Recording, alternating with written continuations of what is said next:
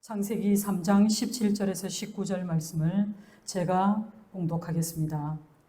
아담에게 이르시되 내가 내 아내의 말을 듣고 내가 내게 먹지 말라 한 나무의 열매를 먹었은즉 땅은 너로 말미암아 저주를 받고 너는 내 평생에 수고하여야 그 소산을 먹으리라. 땅이 내게 가시덤불과 엉겅퀴를 낼 것이라. 내가 먹을 것은 밭의 채소인즉 내가 흙으로 돌아갈 때까지 얼굴에 땀을 흘려야 먹을 것을 얻으리니 내가 그것에서 취함을 입었습니다. 너는 흙이니 흙으로 돌아갈 것이니라 하시니라. 아멘. 오늘은 아담에 관한 두 번째 이야기입니다. 훼손된 하나님의 형상이라는 제목으로 하나님 말씀 증가할 때에 은혜 시간 되시기 바랍니다. 하나님께서는 사람을 흙으로 지으시고 그 흙에다가 하나님의 숨결인 생기를 불어넣어 사람이 생명이 되게 하셨습니다. 따라서 하나님의 형상을 따라 지음받은 사람은 영을 담을 수 있는 그런 그릇입니다. 그래서 동물은 생각 없이 본능대로 움직이지만 사람은 반드시 생각에 따라서 움직이게 되어 있습니다. 또한 사람을 지으실 때 하나님은 다른 동물들과 또 다른 피조물들과는 달리 사랑의 대상으로 지으셨습니다. 사람은 하늘과 땅을 연결하는 유일한 존재입니다. 하늘과 땅을 연결하는 그 사람은 보이지 않는 하나님을 영원토록 찬양하도록 그리고 그분께 영광을 돌리도록 지음을 받았습니다. 또 사람에게는 하나님의 성품인 사랑을 주셨습니다. 사람에게 주신 이 사랑을 필리아라고 부릅니다. 부활하신 예수님께서 주님을 3번이나 부인하였던 베드로 그리고 주님을 저주하였던 그 베드로를 부활하신 후 갈릴리 호숫가에서 만나셨습니다. 그때 예수님은 베드로를 보고 두 번째 이르시되 또 요한의 아들 시몬아 내가 나를 사랑하느냐 하시니 이르되 주님 그러하나이다. 내가 주님을 사랑하는 줄 주님께서 아시나이다. 이르시되 내 양을 치라 하시고 아멘. 예수님과 베드로의 이 문답 속에서 베드로는 예수님이 죽으시면 나도 따라 죽으리라고 큰 소리를 쳤습니다. 그러나 막상 자기에게 위협이 닥쳤을 때 베드로는 자신이 아무리 예수님을 사랑한다 할지라도 그 위협 앞에서 배신을 하게 되는 그 자신의 연약함을 보게 되었습니다. 사람은 우리 주님의 아가페에는 결코 도달할 수 없는 필리아 사랑밖에는 할 수가 없는 존재들입니다. 우리가 아무리 하나님을 사랑한다 할지라도 예수께서 우리를 사랑하신 것처럼 우리는 그 사랑을 다 표현해낼 수 없고 할 수도 없습니다. 그렇더라도 하나님은 사람에게 예수님의 형상을 나타낼 수 있는 그런 존재로 서로 사랑할 수 있는 그 사랑의 능력을 주셨고 그 사랑의 기초가 되는 단위가 바로 가족입니다. 그리고 하나님께서는 유일하게 사람에게만 자유의지를 주셨습니다. 창세기 2장 15절에서 17절에 여호와 하나님이 그 사람을 이끌어 에덴 동산에 두어 그것을 경작하며 지키게 하시고 여호와 하나님이 그 사람에게 명하여 이르시되 동산 각종 나무의 열매는 내가 임의로 먹되 선악을 알게 하는 나무의 열매는 먹지 말라. 내가 먹는 날에는 반드시 죽으리라 하시니라. 아멘. 인간은 하나님께 복종하도록 되어 있고 그렇게 하지 않을 경우에는 죽게 된다고 경고하셨습니다. 여기서 우리가 잠깐 생각하고 넘어가 보아야 할 것이 인간이 먹어서는 안 될 나무의 이름을 아담은 무엇이라고 지었을까요? 그렇습니다. 선악을 알게 하는 나무였습니다. 그는 분명히 그 나무의 정체를 알고 있었습니다. 그러나 하나님은 이미 모두가 생명이 있을 때 이미 죽음, 곧 사망에 대해 말씀하셨습니다. 선악과를 따 먹으라는 유혹을 따를 것인가?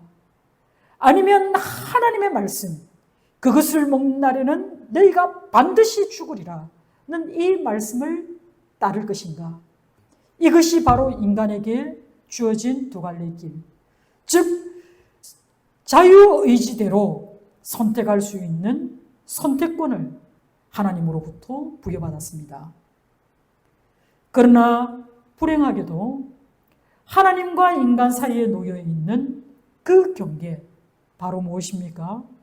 선악을 알게 하는 나무의 열매를 먹는 날에는 너희가 반드시 죽으리라는 이 경계, 즉 하나님이 말씀하시고 인간은 그 말씀에 순종해야 하는 그 경계를 인간이 침범함으로써 모든 것이 바뀌었습니다.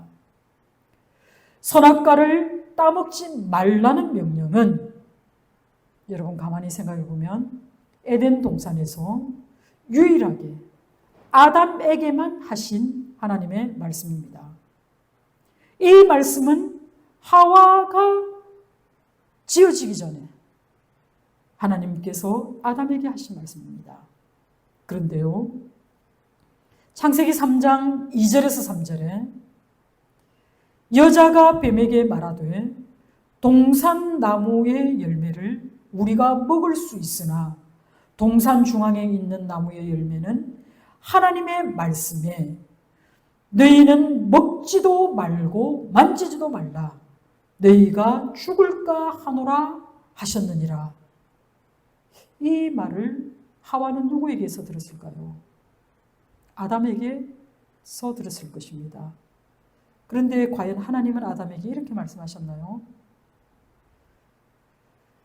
하와는 아담이 들려준 대로 듣고 기억하고 또 사탄에게 이와 같이 말하였습니다. 그 후에 사탄의 유혹이 있었고 하와에게는 유혹이 더 달콤하게 들렸습니다. 어느새 마음이 교만해지고 인간은 하나님에 대한 의심을 품게 되었습니다.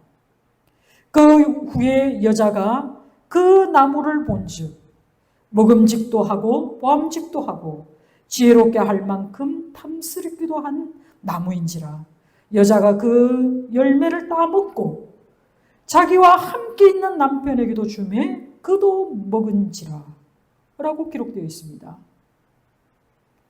인간의 선택이 하나님보다 높아지려는 마음을 품고 행동하는 순간 타락의 길로 접어들게 되는 것입니다. 하나님은 아담이 유혹을 참지 못하고 그 선악과를 먹는 그 순간에도 하나님은 절대로 그를 막지 않았습니다. 왜 그러셨을까요? 전능하신 하나님께서는 당신의 형상대로 지음받은 인간이 하나님의 선한 뜻을 알기 원하셨습니다. 선하신 하나님께서 명령하신 그 선한 뜻을 인간이 기억하길 원하셨습니다. 그리고 하나님은 우리가 항상 어떤 갈림길에 섰을 때 선을 선택하며 살아가기를 원하셨기 때문입니다. 하나님은 피조물로서 대단한 특권을 누릴 수 있도록 주심과 동시에 전적으로 자유의지를 부여하실 만큼 인간을 존중하셨습니다. 인간은 자신이 무엇을 선택하느냐에 따라서 엄청난 결과가 초래될 것을 그 위험 부담을 안고 자유의지를 발휘해야 하는 그런 피조물이 된 것입니다. 이처럼 하나님은 사람이 하나님의 형상을 닮을 수도 있고 사탄의 길로 갈 수도 있다는 것을 이미 이 자유선택권 속에 두었던 것입니다. 아담은 불복종을 선택했습니다. 그의 불순종은 하나님과 아담과 하와의 그 본질적인 변화를 불러왔습니다. 하나님의 형상이 훼손되었고 이제 우리의 문제도 양분된 내적 속성을 가지게 되었습니다. 그때 그들은 자신이 벌거벗었음을 깨닫게 되었고 그리고 그 벌거벗음이 죄로 인하여 온 것이었는데 그 죄를 가리기 시작하였습니다. 그들은 지금까지 그들과 함께 하셨던 하나님이 오히려 두려워지기 시작하였습니다. 그들은 하나님의 낯을 피하여 어디론가 숨어 들어가기에 급급했습니다. 이것이 바로 훼손된 하나님의 형상을 가진 인간의 비참한 모습입니다. 성 어거스틴은 하나님은 하나님을 위하여 우리를 만드셨습니다. 그래서 하나님 안에서 안식하게 될 때까지 우리 마음은 안식을 얻을 수 없습니다. 라고 말하였습니다. 이처럼 하나님의 형상을 잃어버린 우리에게는 근본적인 불안과 두려움이라는 그 내적 속성이 우리 마음 깊숙이 자리 잡게 되었습니다.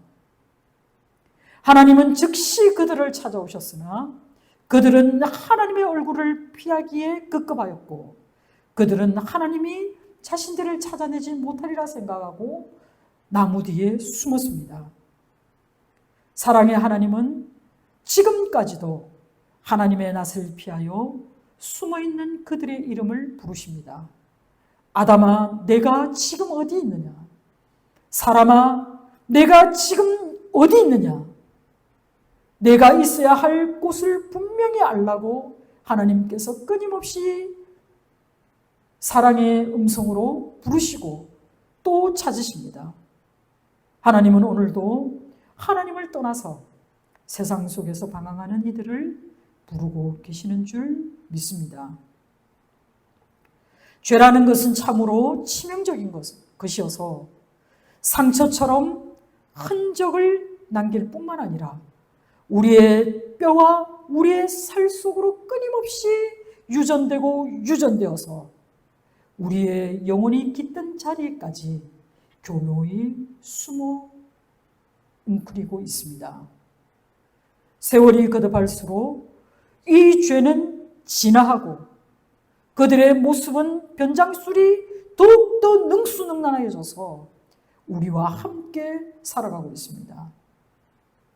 아담은 하나님을 거부하고 싶어하는 죄의 속성을 인간에게 물려주었습니다. 그리고 설상가상으로 그 언젠가는 예외 없이 죽어서 흙으로 돌아가게 될 몸도 우리에게 물려주었습니다.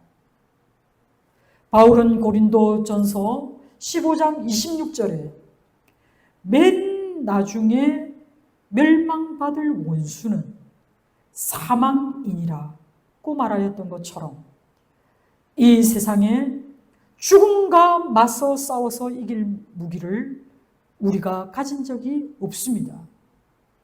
우리는 마치 죽음이 나와 상관없는 것처럼 행동할 때도 있고 또 죽음의 위협을 받아들이기 힘들어서 어떤 형태로든 잠시 그것을 연기시킬 수는 있지만 그러나 궁극적으로 어느 누구도 죽음을 피할 수 없습니다. 모든 육체를 입은 인간은 다 죽습니다. 이미 벌어진 일에 대해서 가정을 한다는 것은 참으로 무의미하지만 만일 아담이 범죄하지 않았다면 아담과 하와는 하나님의 창조 세계 속에서 그 나라를 다스리고 또 바다의 생물과 하늘에 있는 새들과 땅에 있는 모든 동식물을 다스리는 그런 통치권을 행사하는 왕노릇을 하였을 것입니다. 그러나 죄로 인하여 하나님의 형상이 훼손되었기 때문에 그들은 죄의 종이 되었을 뿐만 아니라 마치 왕관을 잃어버린 왕처럼 무능력한 통치자로 있는 것입니다. 비록 아담과 하와가 여전히 몸과 마음과 의지를 가지고 있다 하더라도 그들의 지혜와 그들의 열정과 그들의 동기는 죄로 타락되어 있기 때문에 그 결과를 그들이 통제할 수 없게 되었다는 사실입니다. 여러분, 과학이 발전해 가면서 우리는 많은 지식들을 축적하고 그리고 그 지식을 기반으로 하여서 많은 것들을 발견해내고 발전시켜 왔습니다. 그러나 그 결과는 항상 좋은 것만을 가져오지는 않았습니다. 어떤 약을 먹고 어떤 한 곳은 나았을지 모르나 또 그 약으로 인해서 우리는 부작용을 겪을 때도 있습니다. 인간은 과학의 발전을 통해서 많은 것을 하기를 원했지만 그 과학적인 발전이 오히려 사람을 해하는 무기로 둔갑해서 오히려 인간의 생명을 위협하는 결과를 놓기도 합니다. 이와 같이 한 가지 문제를 해결하기 위해서 우리는 두세 가지의 다른 문제들을 만들어내는 것처럼 죄의 문제도 마찬가지입니다. 죄를 지었을 때 우리는 다양한 방법으로 그 죄를 덮어보려고 애쓰지만 오히려 더 심각한 죄악에 빠집니다. 우리는 의도적으로 자신의 삶을 망가뜨리기를 원하는 사람은 아무도 없습니다. 그리고 전 인류가 공동으로 지키고 보존해야 할 이 자연을 의도적으로 파괴하고 싶어 하지도 않습니다. 그렇지만 아담이 타락한 이래로 우리 인간은 창조자와 파괴자 그리고 주권자와 노예가 뒤섞여 살아갈 수밖에 없는 그런 이상한 혼합 공동체가 되었습니다. 하나님이 주신 이 대자연 속에서 누릴 수 있는 많은 것들을 어떤 한 사람의 탐욕으로 어떤 한 나라의 탐욕으로 잘못된 목적을 위해 잘못된 방법으로 사용되는 참으로 심각한 삶의 불균형을 가져왔습니다. 힘의 논리에 압도되어서 인간은 어쩌면 그것이 당연한 것처럼 받아들이며 스스로 노예의 삶을 살아갑니다. 하나님은 우리에게 넉넉하게 주셨지만 인간의 죄가 낳은 그 탐욕은 끊임없이 불균형과 불평등을 가져왔습니다. 죄로 인한 타락 때문에 아담은 세상에서 저주를 받게 됩니다. 창세기 3장 17절에 아담에게 이르시되 내가 내 아내의 말을 듣고 내가 내게 먹지 말라 한 나무의 열매를 먹었은즉 땅은 너로 말미암아 저주를 받고 너는 내 평생에 수고하여야 그 소산을 먹으리라 말씀하셨습니다.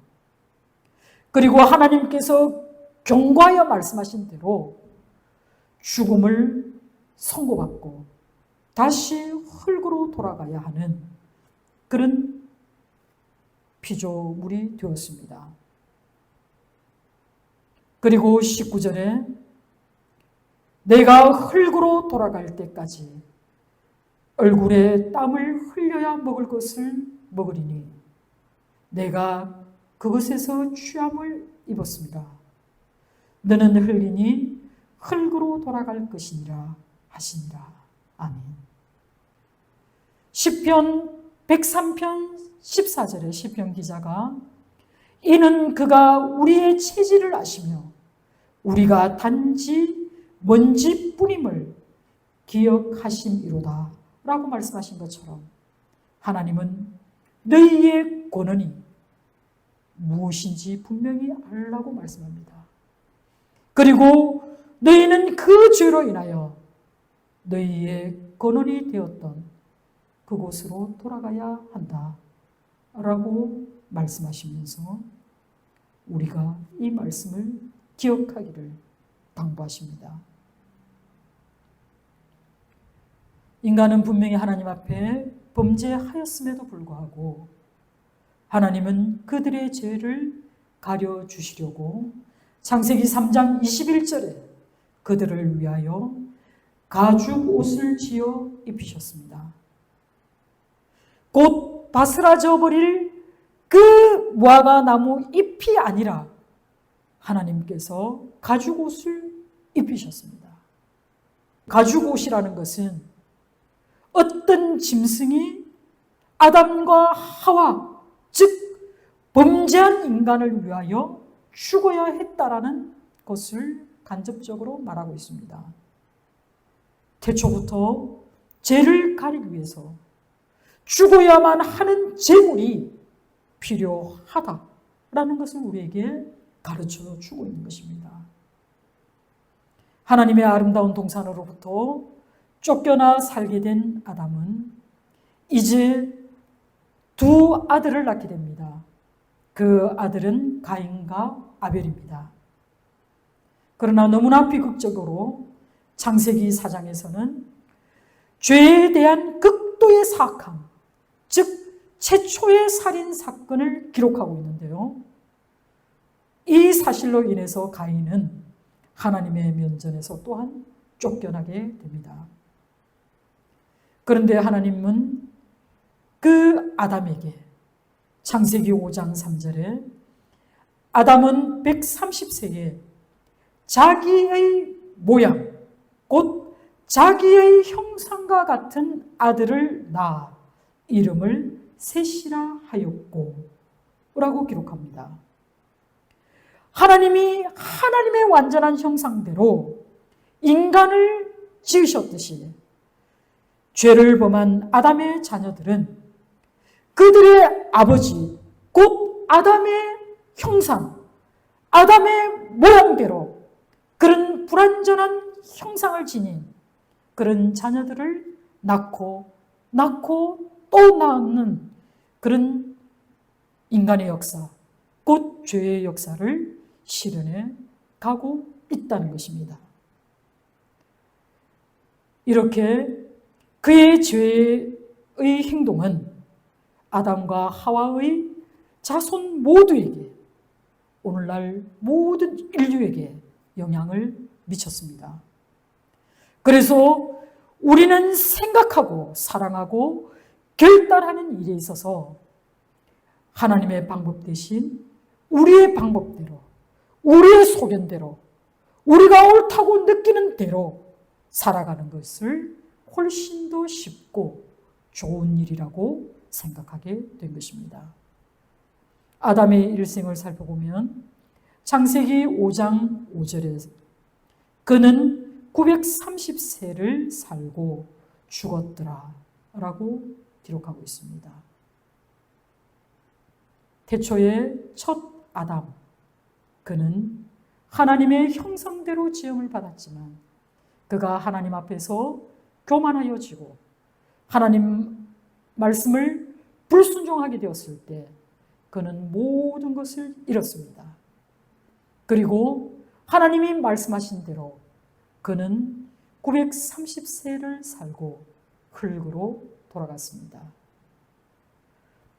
아담의 후손인 우리는 역시 아담과 같이 죄악 가운데 태어났고 그리고 또 그 죄로 인해서 죽게 될 것입니다. 여기까지만 살펴본다면 인간에게는 전혀 소망이 없습니다.